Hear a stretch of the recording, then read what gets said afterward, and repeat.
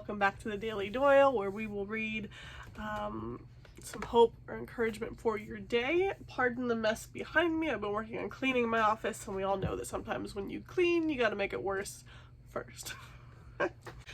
So today I picked something. This is Wisdom from Above, daily encouragement from the Proverbs. And if you know anything about the books of the Bible, Proverbs is full of wisdom. So the verse for today, it says, even in laughter, the heart may be in pain. Ain't that the truth? So the title of this one is Revealing Your Hidden Pain. Some people mask their feelings of pain with jokes. Perhaps you are one of them. I am definitely one of them.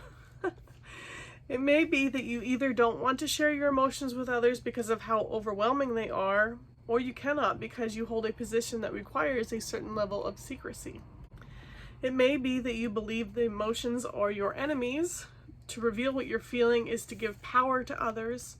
It's even possible that you don't know how to communicate your sentiments in a healthy manner, so you're often tempted to vent your frustrations in covert or detrimental ways. Whatever the case, you keep your hurts trapped within yourself and experience pain and isolation while doing your best to keep a smile on your face. Friend, this is no way to live. Your loving Father sees beyond your outward facade to the real condition in your heart. You may not be able to communicate what you feel, but He still perceives it. The Lord knows you perfectly, sees your hidden scars, and fully understands the reason you react to situations as you do.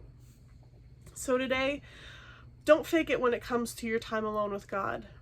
Entrust the pain of your heart to Him. Be open and honest. After all, He sees everything you are feeling anyway. But as you take the step of faith to trust Him with your struggles and open your heart to His healing, He will reveal the truth that will set you free. He will also give you the profound, enduring joy that you were created to experience. And that, friend, will put a smile on your face that nothing in this world will be able to take away. Whew. So many good things in this, and definitely things that I resonate with. So I'm just going to kind of jump back up to the top and just talk about the things that really stuck out to me. So first of all, I read somewhere else, and it says, when you wear a mask, only the mask receives love. And the more that I self-reflect on that and what that's meant in my life, so many years, I wore this mask.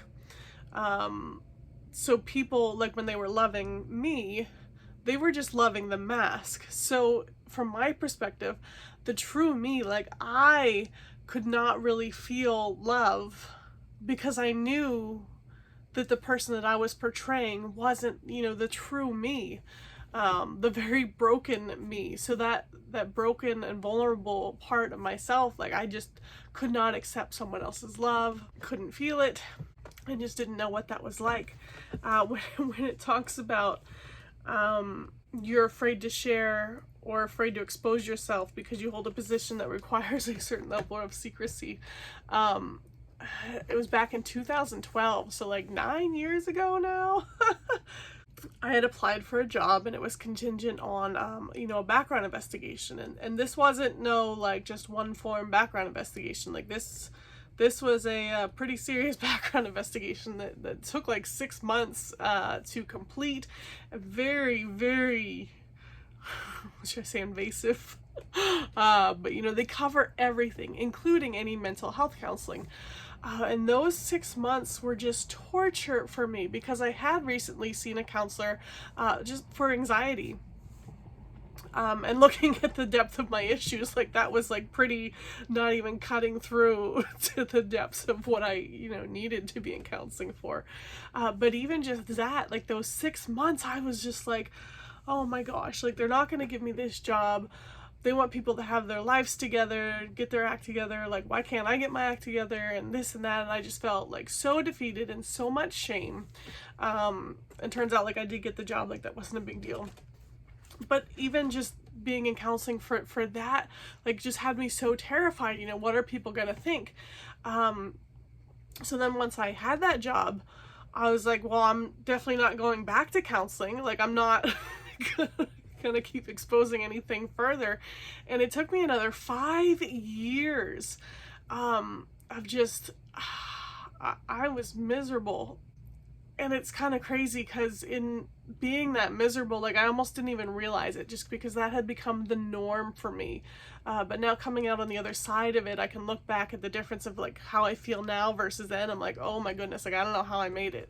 And it finally got to the point where I'm just like, I don't even care if there's, you know, what people think or whatever the consequences are. I'm sick of living like this. So anyway, that struck a chord with me there. The other part that really stuck out, the Lord knows you perfectly, sees your hidden scars, and fully understands the reason you react to situations the way you do. That is huge. I've also heard, you know, have you ever just seen somebody snap or just overreact to like the smallest thing and you're like, whoa, what just happened? And to the extent that someone overreacts to something kind of shows the extent of the root of a deeper, like it usually has nothing to do with what they were upset about. Like there's a deeper issue there. So sometimes, you know, just in self-reflection, if I'll like overreact to something, I'll be like, whoa, like why did I react that way? And there were so many things in my life that I'm just like, I had no clue. Like I was starting to recognize, be like, no, I shouldn't have, you know, responded that way, but I did. And it came to a point of just in my prayer time saying, you know, God, help me to see what is causing this, what's triggering all these things. And he did begin to show me, and it wasn't like a quick fix or an overnight answer. It was a lot of desperate prayers, and you know, intense counseling to help get to those roots of things. And then at the end here, it says, he will also give you the profound, enduring joy that you were created to experience. And that, friend, will put a smile on your face that nothing in this world will be able to take away. A couple weeks ago when I did a Q&A, like one of the questions somebody asked me was, what is the secret to your smile? And I was like, well, first of all, like what a great question. But then I was like, how do you answer that? Like, I don't know. But I think that right there, like, answers it. I've learned, so there's this spectrum of emotions, and if we have like pain on this side and joy on this side, to the extent that you allow yourself to feel pain mirrors the extent that you'll be able to feel joy. So, I mean, for the majority of my life, I stuffed that pain, turned it off, did whatever I could to ignore it, or turn to other things to ease that pain. Like I just would not face it, didn't know how to face it. It was just, I was in survival mode for so long, just to get by. So it was very, you know, this is the amount of pain I can take, and that's it. So my joy level was, you know, here. Well, once I was able to finally face the past, process those hurts, and it's tough. So when I was in counseling, that's actually when my counselor recommended I go on like medication for anxiety and PTSD, because she knew like, okay, we need to process this. You need to feel that pain so that you can, you know, work through it. She's like, I don't want you going off the deep end when we do it. So I was put on a low dose for that. But anyway, coming out on the other side of that, okay, yes, we've felt that pain, we've processed it, but now the flip side of that is that joy level can be that mirror image of that much further up. And again, it wasn't until a couple years ago that I was able to experience that, but it's just been amazing and so freeing, because, you know, for the first 35 years of my life, I was stuck in this little zone right here, whereas now, all right, I'm able to experience like that joy and peace. So anyway, there's some self-reflection for you today. You know, are we still wearing masks? Do we allow people to know the real us and our true feelings and true pain?